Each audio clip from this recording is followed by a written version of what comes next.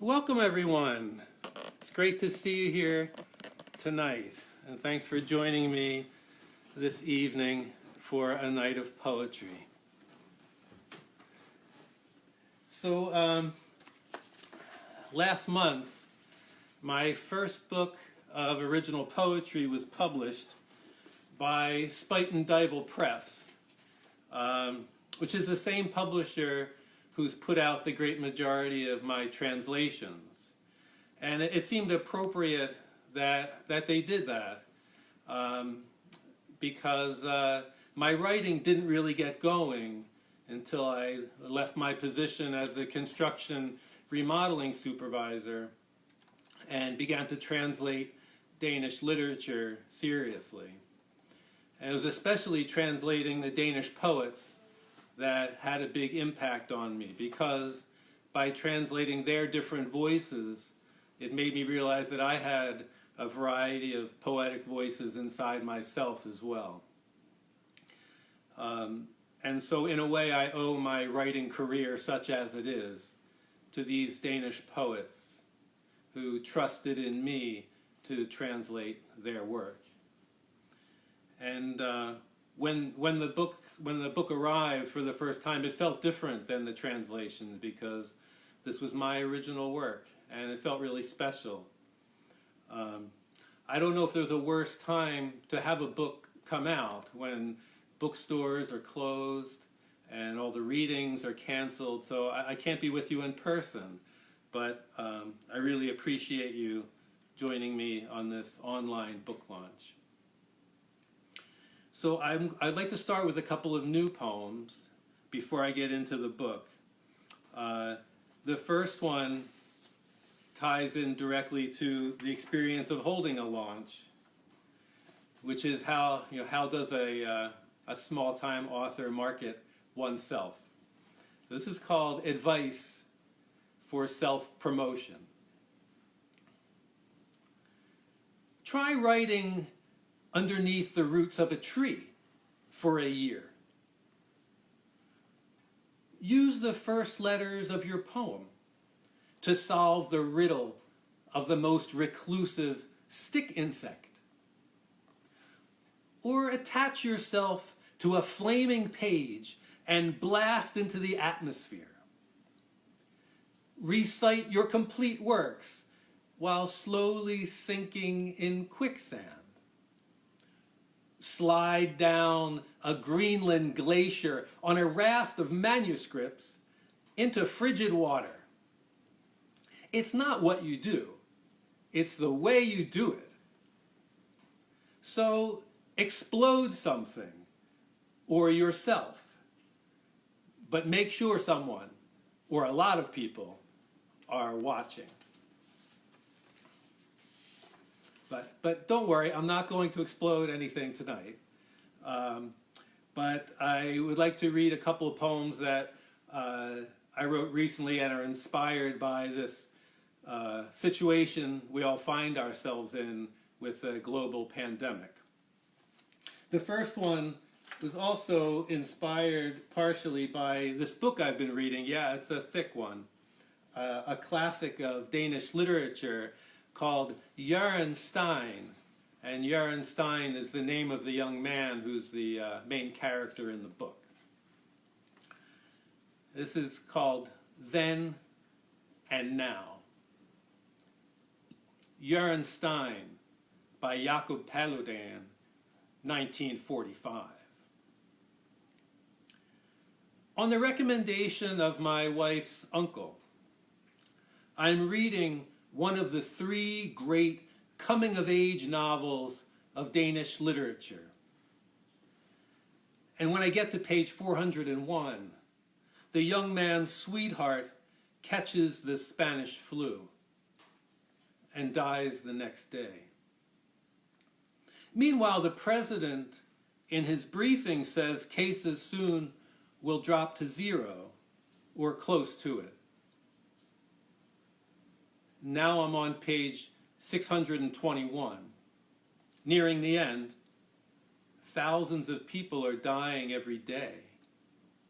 I'm housebound with fear and necessity Jaren is still grieving. I've only just started.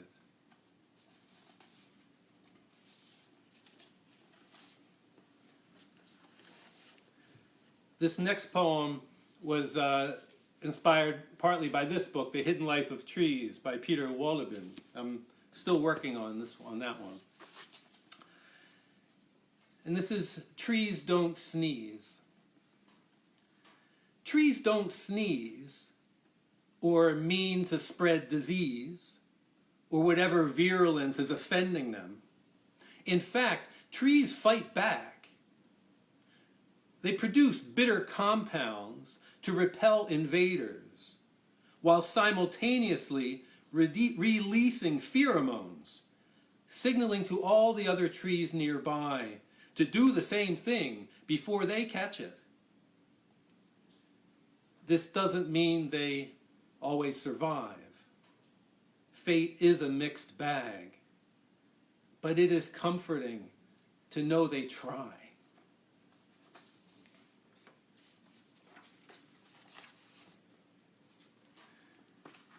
And then the other poem I'd like to read that's not in the book is a little bit of something of an ode for Earth Day, which is tomorrow, and speaks to how I feel about the land around where I live.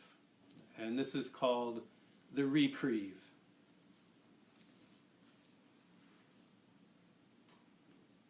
When the damp strips of cast-off bark lie slack, like leather tongues on the old boundary stone wall, and the rabbit tracks leave an icy staccato in the snow, I tire of myself, sitting hours at my desk, and let myself be drawn by the cold, hazy sun out into the pathless woods, where stout trees stand half-dressed, draped in damp moss to the north, but bare to the south in half-naked anticipation. There's a place where water seeps slowly past to the bog, with stones large enough for stepping, and a single Japanese multi-flora rose sinks its thorns into my coat as I walk by to enter a stand of white birches.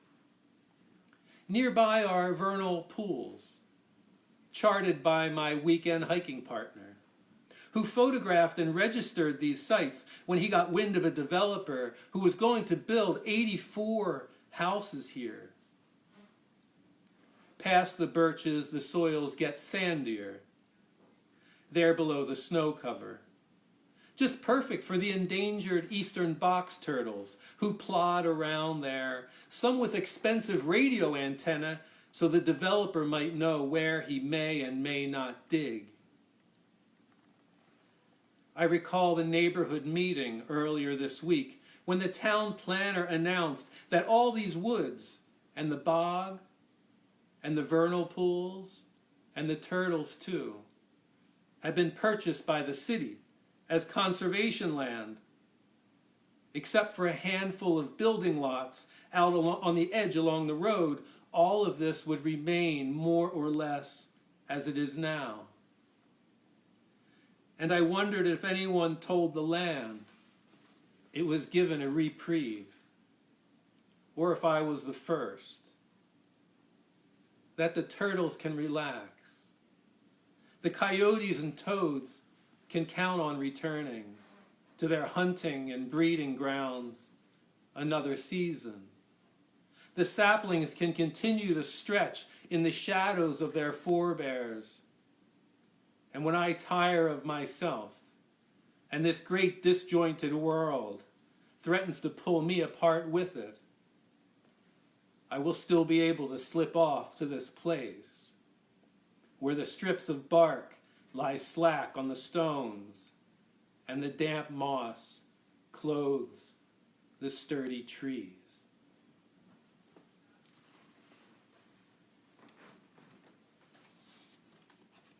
Oh, you need to turn it right to get the picture. Yeah. Thank you. So I want to let people know that if you have a comment, you can write down below. And if you have a question, you can also write that in, and I'll answer questions at the end if there are any. Before launching into who has time for this, which you can see here, I want to raise a glass to the people who helped make this happen, my wife and family, my publisher, my poetry mentor, my poetry editor, and also a toast to National Poetry Month, which April also happens to be, and to Earth Day tomorrow. For me, poetry is a lot about connection, and I wish for all of us a connection to inspiring words and to the earth. So cheers, or as they say in Danish, skål.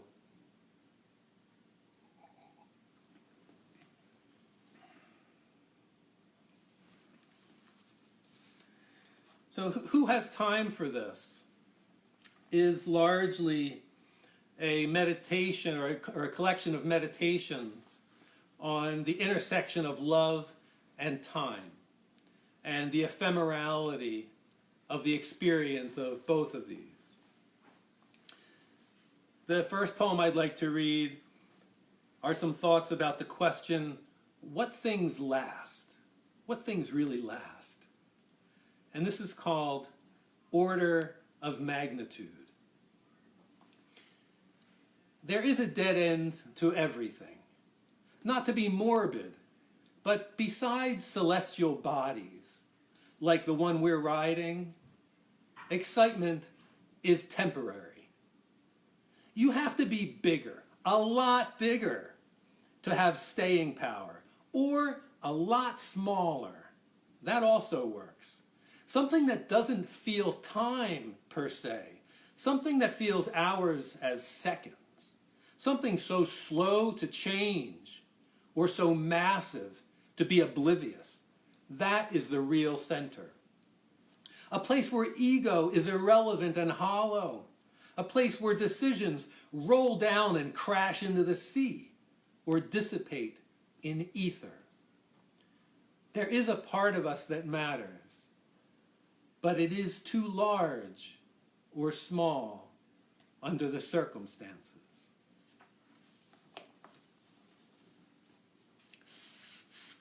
This next poem is something of a homage to the Swedish physicist Mobius, who found that if you take a strip of paper and connect it and give it just a half a turn, instead of a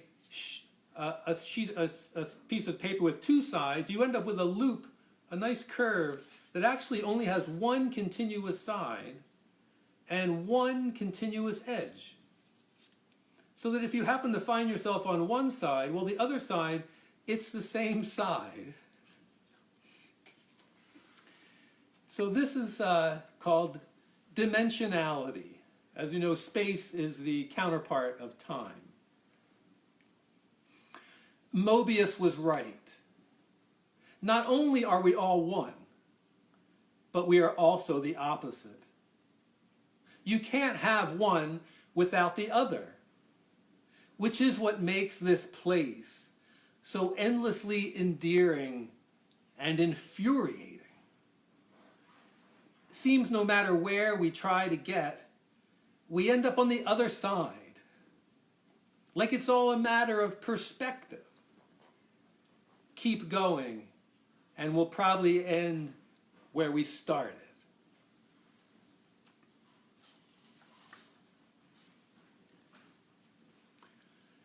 So a little over a year ago, I was on the radio promoting a poetry event with a couple of priests, and we were talking about the intersection of faith and poetry. And they asked me what poetry had to offer. And I pointed out that poetry can remind us of the misery that we often would prefer not to see, and can also remind us of the beauty that we forget to pay attention to. And poetry reminds us that the heart is expansive enough to hold both these at the same time. And I read this poem, Peace. Let me state the obvious. Increasing peace in your life increases peace in the world. Maybe not by much, but God doesn't appear to be biased against increments, considering the way time accumulates or disease. Make peace just as insidious, with a few surreptitious words or subtle deeds. Keep placing straws upon that camel's back. Don't expect discord to just knuckle under. It has its own proponents. But at least you won't be giving them the run of the place.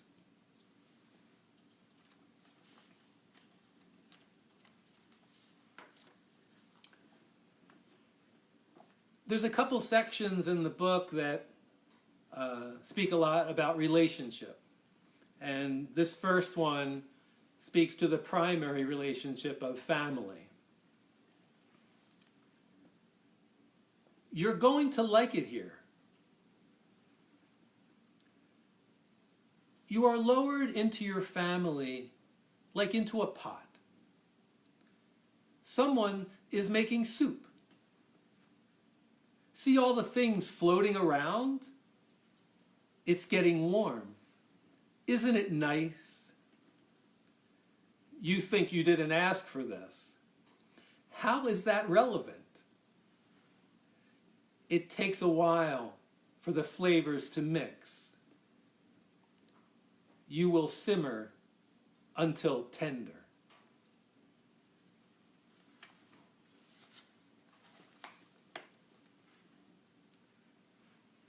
This next poem is also about family, but it's also about place.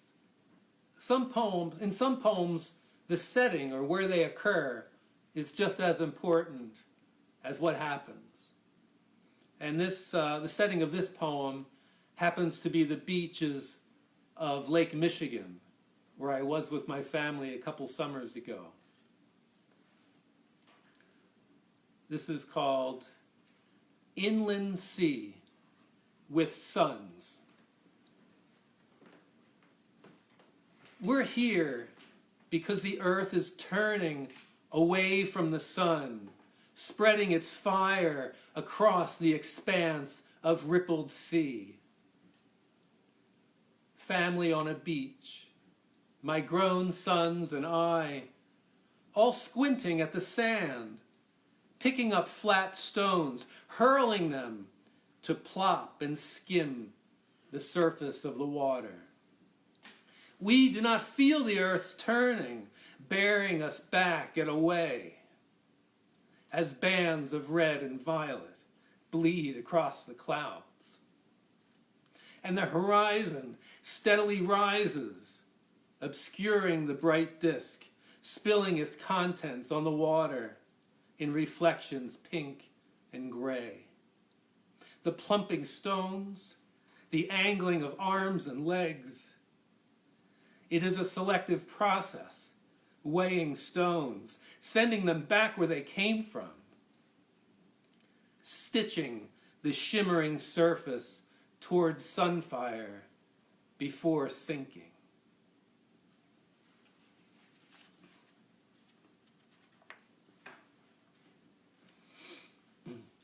The next couple poems speak to a different kind of relationship. My marriage and the love relationship, which is appropriate because my wife and I, we celebrated our 30th anniversary about a week ago. She happens to be born and raised in Denmark, and this poem speaks to that relationship. It starts with a note. Danish King Valdemar the Victorious led the Danes into battle in his expansion of the Danish Empire from 1202 to 1241.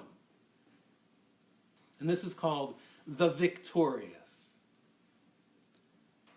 It might be a coincidence that I happen to be reading a retelling of Saxo's medieval history. Back when Denmark invaded what was then Estonia and landed with 1,000 ships full of armored Christian knights to clash, in the text's phrasing, with a sea of heathen opponents. And when the battle looked lost for the Danes, a red banner with a white cross, known today as Dannebrog, the Danish flag, wafted down from the heavens, giving the knights renewed vigor. And the Danish kingdom grew. And it so happens they were your ancestors. You could have even been there in some shape or form if you believe in that sort of thing. And the heathen Estonians, well, it so happens were my ancestors. And sorry for repeating myself, but I could have been there in some shape or form if I believe in that sort of thing. And then there was that modern voyage, when I flew by plane through the blue to Denmark, of which I knew nothing, because I had been accepted into a kind of ambassador program. And you were there at the other end, and our eyes met.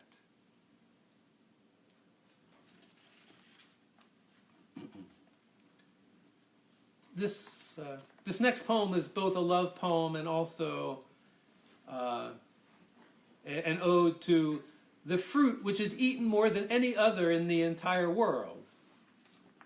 I'm speaking, of course, of the mango. This is consumed. When you have a handsome mango, wait longer than your wont, for it to soften, so it yields. Your hunger is irrelevant. You are in service, so peel slowly, strip all sides, trace each curve. Let the trappings drop, purpose past. Cradle your hands, lift gently, let the fruit taste you. Memory ajar, relish. Keep meeting for the first time.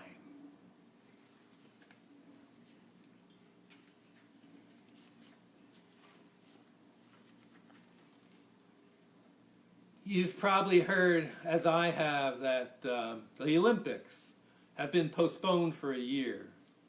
And this poem often reminds me of the Olympics because there's some competitions where they judge you on artistic and technical ability. And this poem is called Low Technicals. When you turn to me from the pair's ice skating video and press several parts of your body against several parts of mine, no one is judging, not even us, as my arm snakes around you and we slide half off the sofa, executing a perfect double klutz. And I catch you, your head back, laughing, our somewhat fit bodies rolling, panting, flowers and medals all over the floor.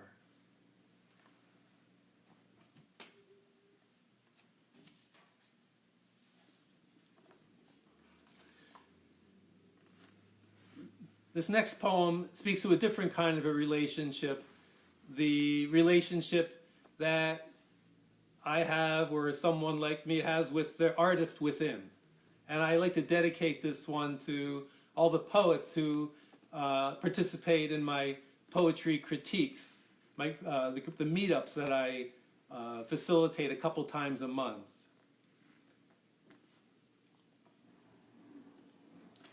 creative. I got some on me. I was just dabbling for fun. A new kind of expression. I didn't protect my work area properly, not to mention myself. I was having such a good time, so I got some on me. So what? My endeavor grew. So many angles and spin-offs. So now I'm covered with it. We're inseparable.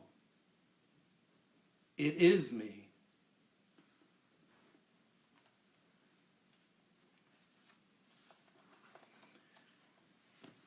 So the last poem I'm going to read from the book, that makes about 10. There's about 80 poems in here. This one is another kind of an ode to the land where I live. I happen to live in a house with some woods around it and a bog down the back. And supposedly I own this piece of property, but I am not convinced that it's mine any more than it is the other creatures who live here. This is called ownership. A coyote, mottled brown, black, and scraggly, sauntered past my patio door, stopping to sniff in nooks of the yard for rodents, I suppose. Sometimes we hear them laughing in the night. How they survive is anyone's guess, with all the houses and roads, let alone the bear, beavers, turtles, weasels, deer, how they recognize what passes for a habitat. Possums live under our woodshed. They were here when we moved in. Sometimes a large rabbit eats our landscaping, and wild turkeys totter around the lawn. I imagine their ancestors knew more about this acre than I do. Ownership is a brief interlude, like the oriole alighting on my peach tree.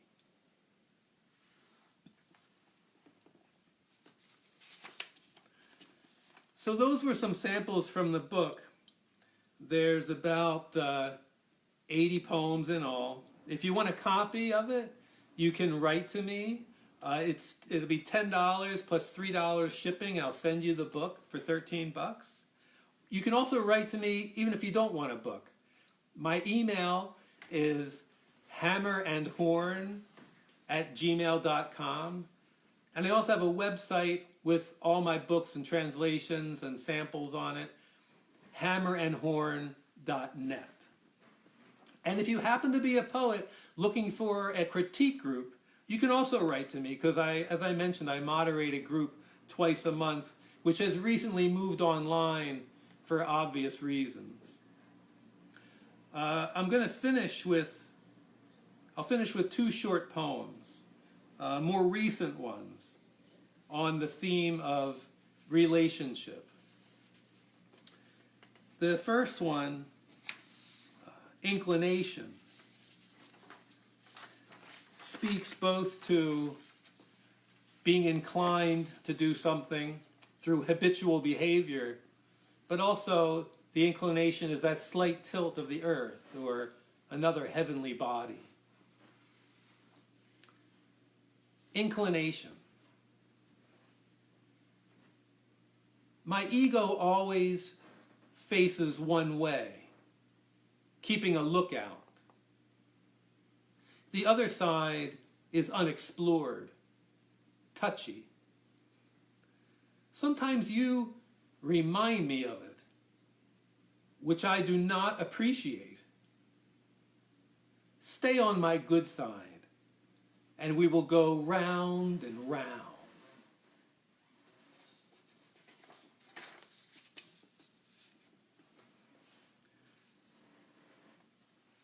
So I was going to answer questions at this point if there were any. I don't know if there are. I depend on my backup crew to let me know. Are there any questions that came in that I should answer? People want to know more about how you got into doing Danish work at all. How did I start translating Danish? I could answer that briefly. So I taught myself Danish when I was 19 years old. I was courting a young woman who I was madly in love with. And when I went back to Denmark to visit her, I got a job on a farm and taught myself Danish that one summer. Since then, I've kept up Danish by reading and especially reading Danish books for the last 30 years. And then we eventually got married. We've lived in Denmark. When I was working full-time as a carpenter, I came upon a poet, Benny Andersen, the all-time best-selling poet in Denmark. And I fell in love with his voice, his humor, and his depth. And I just loved his poetry. And I started to translate it for fun so I could share it with my friends and neighbors and family. And it kind of took over my life. I loved the act of translating. I wrote to him, and he was interested in doing a book together. And that led to other authors and other books, and eventually that became the main, my main occupation. So in brief, that's how that came about. Is there another question coming in? Will you do weekly readings? Will I do another reading? I am considering of doing some readings from some of my translations as well. So stay in touch and keep a lookout. And I'm thinking, I recently translated a book that became a Penguin classic. It's called Dependency. And I think it'd be a great book to share with you, very relevant. So yeah, keep it in mind, and I'll hopefully see you again at another reading. But let me finish up now with one last short poem. I'm going to read this one in Danish in the middle. I'll read it in English and then Danish and then in English one more time. And this poem speaks directly to the intersection of love and the intersection of the real and the fleeting. I meet you in a place which does not exist. We exist, and as we meet, we disappear. And the meeting disappears as we keep meeting. What exists is the memory of that place which does not exist, except in memory and in meeting. Jeg møder dig et sted, som ikke findes. Vi eksisterer, og når vi mødes, forsvinder vi. Og mødet forsvinder, mens vi bliver ved at mødes. Hvad eksisterer er mindet om et sted, som ikke findes, bortset fra mindet og mødet. I meet you in a place which does not exist. We exist, and as we meet, we disappear, and the meeting disappears as we keep meeting. What exists is the memory of that place which does not exist, except in memory and in meeting.